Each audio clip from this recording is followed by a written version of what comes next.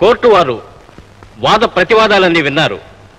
Judgement ఇవ్వడానికి ముందుగా ముద్దాయి గోపి ఏదైనా చెప్పదలుచుకుంటే చెప్పుకోవచ్చు. యువర్ ఆనర్, దయతో నాకు చెప్పుకునే అవకాశం ఇచ్చినందుకు చాలా థ్యాంక్స్. కానీ ఏం చెప్పమంటారు?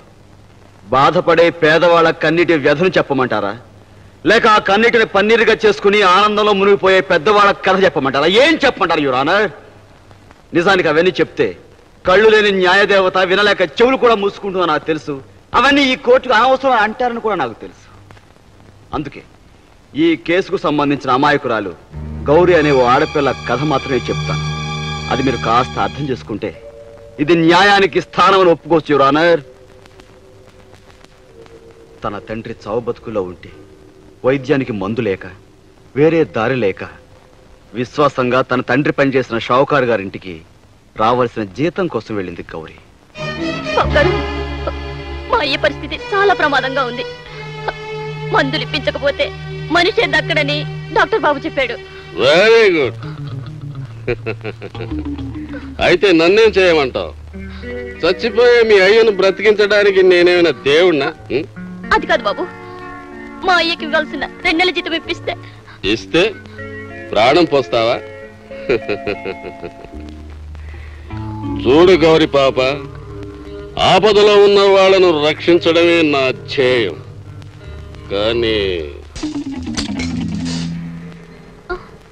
రా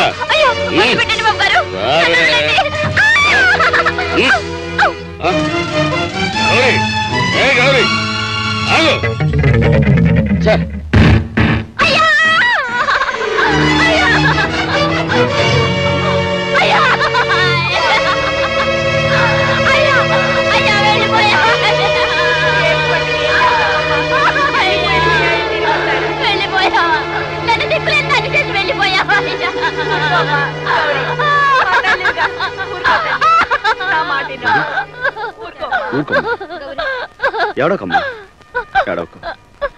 ఏడవక ఇక నేను చేయగలిగిందే ఉందన్నయ్యా.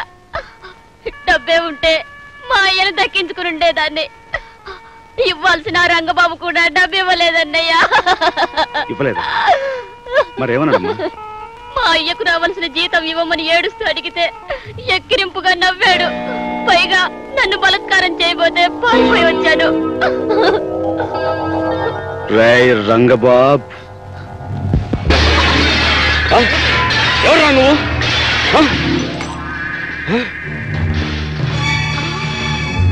ఎవరు నువ్వు? మాట్లాడవే. నీ బాబుని బే హరాం జ్యాదే. నా బాబు చచ్చి 20 సంవత్సరాలైంది. రంగబాబ్, నీ దగ్గర విశ్వాసంగా పనిచేసిన మనిషి చావు బతుకుల మధ్య ఉండి అతను కూతురు నీ దగ్గరకు వచ్చి వాళ్ళ నాన్నకి ఇవ్వాల్సిన జీతం డబ్బులు అడిగితే ఇవ్వకపోగా ఆమెను బలాత్కారం చేస్తావురా? అవును, చేస్తానురా. ఇప్పుడు నువ్వేం చేస్తావురా? ఏం చేస్తానా?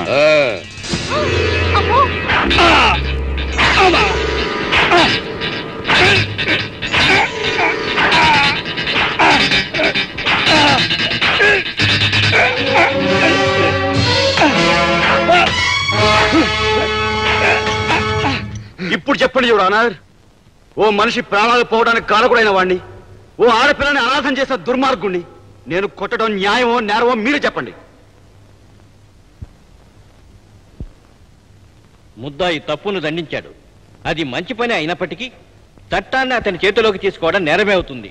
కనుక ఐపీసీ 320 సెక్షన్ ప్రకారం ముద్దాయి గోపికి 3 నెలల కారాగార శిక్ష విధించడమైనది.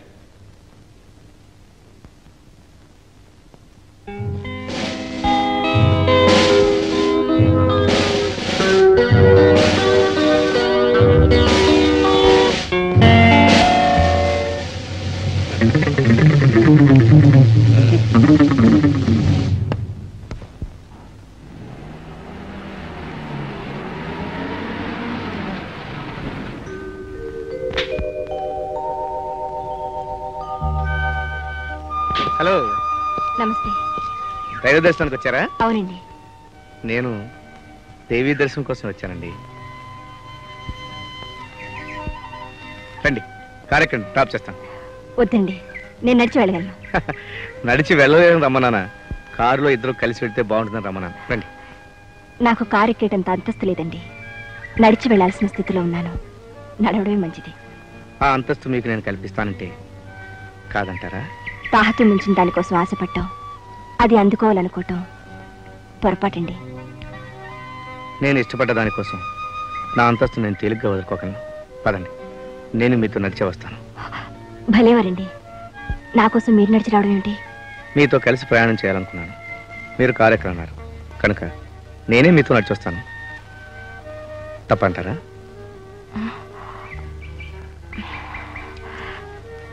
సర్లేండి, నేనే మీతో కారులో వస్తాను. Thank you. రండి.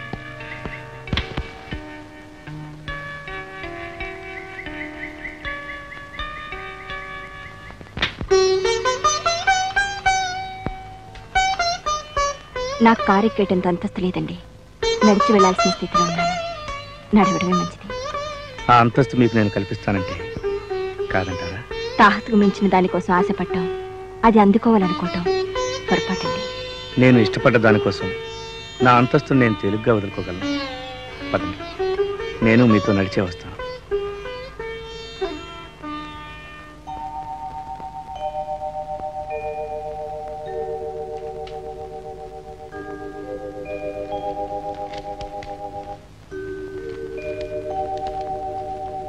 మిమ్మల్ని ఏమని సంబోధించాలో, మీకెలా కృతజ్ఞత తెలపాలో తెలియటం లేదు. కానీ నాకు తెలిసిందల్లా ఒకటే, జీవితాంతం మీ పాదదాసిగా ఉండాలని. మీ సీత.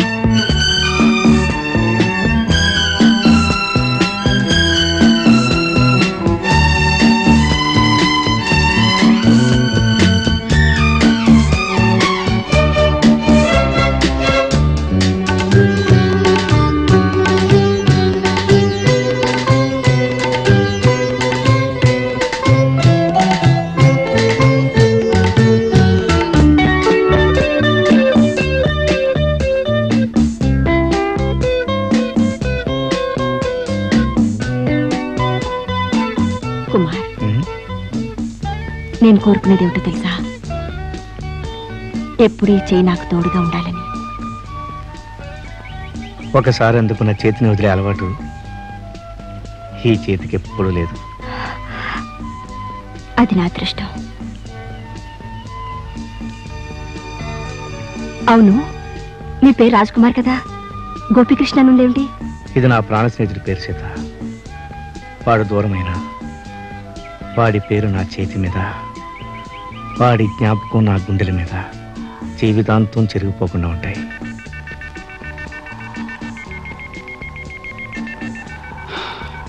వీడు నా ప్రాణానికి ప్రాణం. మా స్నేహం శాశ్వతంగా ఉండాలని వాడి చేతి మీద నా పేరు, నా చేతి మీద వాడి పేరు వేయించుకున్నాం. కానీ విధి చిన్నప్పుడే మమ్మల్ని విడదీసేసింది. ఇప్పుడు నాకు మిగిలింది వాడి పేరు, వాడి జ్ఞాపకం మాత్రమే. వాడెక్కడున్నా ఎలా ఉన్నా సుఖంగా ఉండాలని కోరుకుంటాను. సీత, జీవితాంతం నా మనసులో మిగిలేదు ముగ్గురే మనుషులు. ఒకరు స్నేహానికి రూపమైన నా కృష్ణ, ఇంకొకరు అనాథనైన నాకు అందమైన బ్రతుకునిచ్చి కన్న కొడుకు కంటే ఎక్కువగా చూసుకునే నా తండ్రి రఘుపతి గారు, మరొకరు ప్రేమకు అర్థం చెప్పి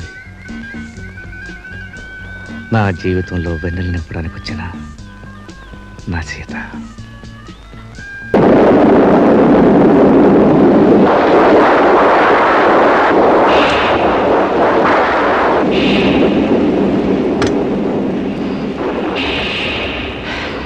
సీత, ఇది మా గెస్ట్ హౌస్. ఈ వర్షం ఎప్పుడు తగ్గుతుందో? తగ్గనే వెళదాం, మరై చోటు కాదుగా.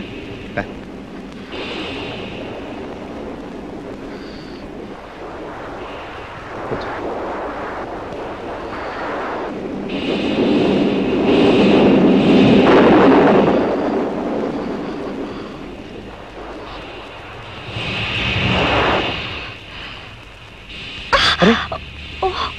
కుమార్, చీకటిగా ఉంది. ఫీజు పోయి ఉంటుంది, చూసిస్తాను. వద్దు కుమార్, నాకు భయంగా ఉంది. మీరెక్కడికి వెళ్ళొద్దు. నేను నీ దగ్గరే ఉన్నానుగా సీత. కుమార్, కుమార్, సీత వద్దు కుమార్. కుమార్, వదులు Kumar. Kumar please. Kumar, Kumar.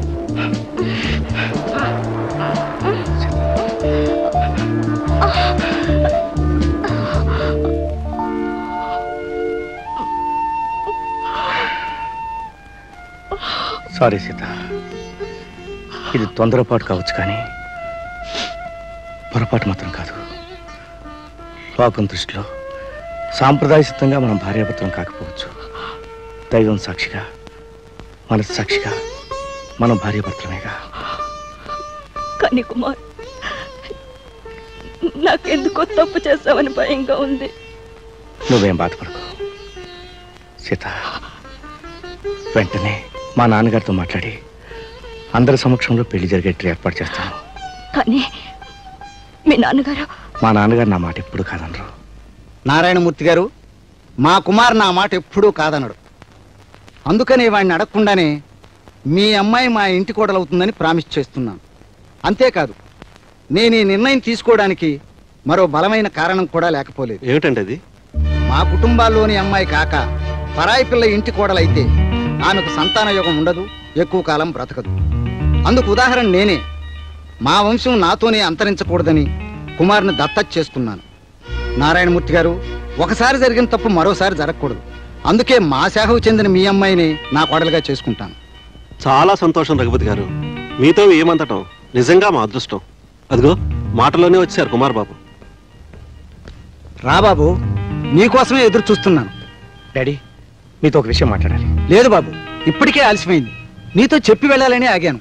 Important business matter మీద బాంబే వెళుతున్నాను. డాడీ, నేను మీతో వస్తాను, కారులో మాట్లాడుకోవచ్చు. ఈ ఫ్లైట్కి వెళ్ళకపోతే మనకు చాలా నష్టం వస్తుంది బాబు. టికెట్ కన్ఫర్మ్ కాలేదు. వెంటనే మన మేనేజర్ బెంగళూరు ఫోన్ చేసి ఎలాగైనా టికెట్ కన్ఫర్మ్ చేయమని చెప్పు. వారం రోజుల్లో తిరిగి వస్తాను కదా, అప్పుడు అన్ని విషయాలు మాట్లాడుకుందాం. వస్తాను. నారాయణమూర్తి గారు రండి. వస్తాను కుమార్ బాబు.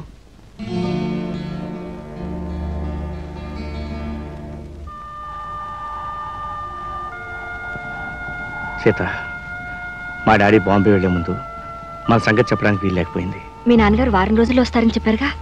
నిజమే. రాత్రి ఆయన దగ్గర నుంచి నాకు ఫోన్ వచ్చింది. బాంబే నుంచి అర్జెంటుగా ఫారెన్ టూర్ వెళ్ళాలట. తిరిగి రావడానికి 2-3 నెలలు పట్టొచ్చు. కుమార్, సీత, వారం రోజుల్లో మన పెళ్లి జరుగుతుందని నీకు ధైర్యం చెప్పిన నేను మా నాన్నగారు వచ్చేంతవరకు ఆగదలుచుకోలేదు. అలా ఆగడం వలన ఆడదానివే నువ్వు ఆందోళన చెందుతావు. తొందరపడ్డానని నీలో నువ్వు మదనపడవచ్చు. లేనిపోని అనుమానాలతో మనశ్శాంతి లేకుండా గడపచ్చు. అది నాకు ఇష్టం లేదు సీత. అందుకే నేను ఒక నిర్ణయానికి వచ్చాను. ఏమిటది? మా డాడీ వచ్చాక అన్ని వివరంగా చెప్పి మీ వాళ్ళకు కూడా కబురు చేసి రప్పించి మేళతాళాలతో సరదాగా సందడిగా మన పెళ్లి జరిపించమందాం. ప్రస్తుతం ఆలస్యం లేకుండా దైవం సాక్షిగా, దీపం సాక్షిగా మన ఇద్దరం భార్యాభర్తలం అవుదాం. కుమార్. అవును సీత, మన ఇద్దరం గుళ్ళో పెళ్లి చేసుకుందాం. మా డాడీ వచ్చేంత వరకు ఆ విషయం మన ఇద్దరం మధ్యనే ఉంచుతాం. వచ్చాక మనం భార్యాభర్తలమని లోకం అంతరికీ తెలియజేద్దాం. ఏమంటావు? కుమార్, నా జీవితాన్ని మీ చేతుల్లో పెట్టాను. దాన్ని మీరు ఎలా నడిపిస్తారో, ఏం చేస్తారో అంత మీ ఇష్టం. సీత,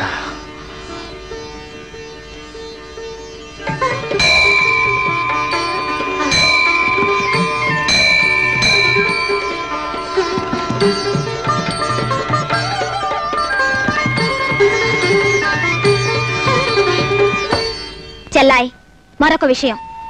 2-3 నెలల్లోగా నేను మీ అందరికీ ఒక మంచి శుభవార్త తెలియజేస్తాను. అది వింటే అమ్మా, నాన్న, నువ్వు ఎంతో ఆనందిస్తారు. అదేమిటో అనుకుంటున్నావు కదూ? ఇప్పుడు నేను చెప్పను, సస్పెన్స్. అమ్మకి నాన్నకి నమస్కారాలని చెప్పు. ప్రేమతో అక్క సీత.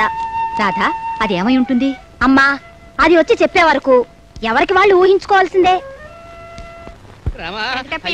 ఇదేం జరగరు, ఎప్పుడు నేను ఇప్పుడు ఎందుకు వచ్చిందో. ఏమైంది మామా నీకు? అయ్యో మళ్ళీ నీకు పెట్రోల్ చేసి పెడతానన్నాను, నాకు జ్వరం వచ్చేసింది. చేయలేకపోయినా ఏమనుకోవద్దు. ఈ జ్వరంతో నువ్వు పెసరట్ చేస్తే మాత్రం నాకు సహిస్తుందా ఏమిటి? వెంకటప్పయ్య ముసుగేసి కూర్చున్నావు, బాగుండలేదా బాడీలో? నాకు బాడీలోనా? వెంకటప్పయ్య మామకి జ్వరం వచ్చింది గురవి మామ. నువ్వు వెళ్ళి డాక్టర్ని పిలుచుకొచ్చి కొంచెం చూపించకూడదు?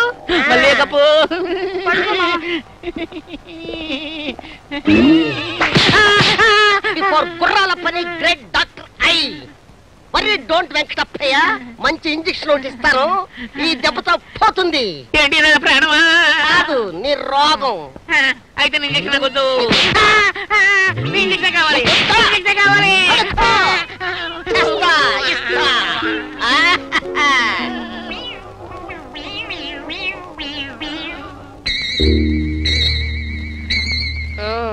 ఈ గుర్రాల మంది వాడు బాడీలోకి ఎక్కితే వాడు గుర్రం అయిపోతాడు. నాకు మళ్ళీకి మధ్య అడ్డు తొలగిపోతుంది.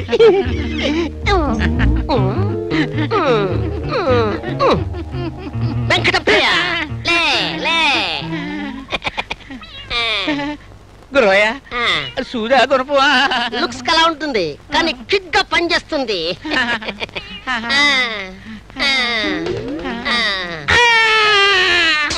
ఇక్కడ కాదు, ఇక్కడ కాదు, ఇక్కడ.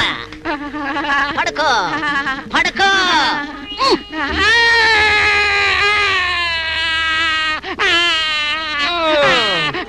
పడుకో, పర్వాలేదు, తగ్గిపోతుంది.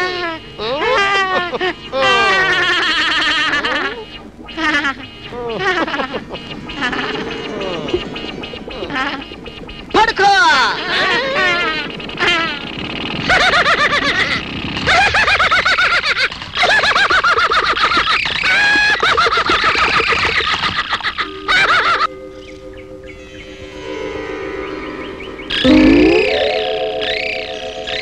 మళ్ళీ నా మళ్ళీ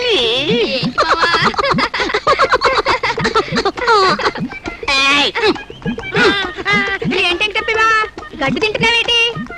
ఏంటి బావ ఇలా అయిపోయాడు? అయిపోవడం ఏంటి, మ్యాన్ రూపంలో ఉన్న హార్స్.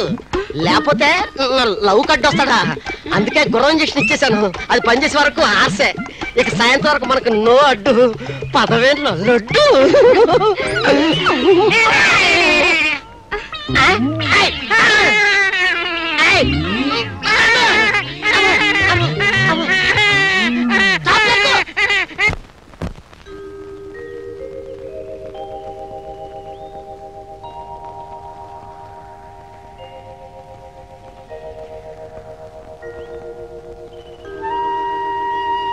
ఏమిటి సీత, ఏమిటి ఎలా ఉన్నావు?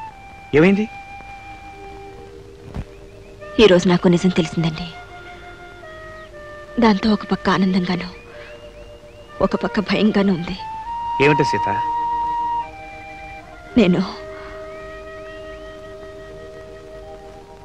నేను తల్లిని కాబోతున్నాను. Wonderful, what a good news. ఈ విషయానికి సంతోషించాలా కానీ భయపడటం దేనికి? అది కాదండి, మన ఇద్దరం ఆలు మగలవని మీకు తెలుసు, నాకు తెలుసు, మాట్లాడని ఆ దేవుడికి తెలుసు. అలాంటప్పుడు నేను తల్లిని కాబోతున్నానని ఎవరికైనా తెలిస్తే ఏం చెప్పాలి, ఎలా చెప్పాలి అని కానీ భయం. చూడు, మా డాడీ టూర్ వెళ్ళి 3 నెలలు అయింది. రేపో మాపు వచ్చేస్తారు. రాగానే మేళ తాళాలతో అందరి ముందు మనం భార్యాభర్తలు అయిపోతాంగా. కానీ కొత్తగా వచ్చే కోడలు నెల తప్పిందని తెలిస్తే మీ నాన్నగారు ఎంతో సంబరపడిపోతారు. ఎందుకో తెలుసా, మా నాన్నగారు ఎప్పుడూ చెప్తూ ఉంటారు, మా వంశంలో మగపిల్లలు బయట సంబంధం చేసుకుంటే పిల్లలు పుట్టక బాధపడాలని. అందుకే అందరూ మా కుటుంబంలో వాళ్ళనే చేసుకోవాలని. ఇప్పుడు నువ్వు నెల తప్పవని తెలిస్తే అవన్నీ మూఢనమ్మకాలను అర్థం చేసుకుని ఆనందంగా మన పెళ్లి ఒప్పుకుంటారు. ఏమైనా నాకెందుకో భయంగా ఉంది. మొదటిసారి గర్భవతి అయిన ప్రతి స్త్రీకి దిగులు, భయం సహజం. అవన్నీ మర్చిపోయి హాయిగా ఉండి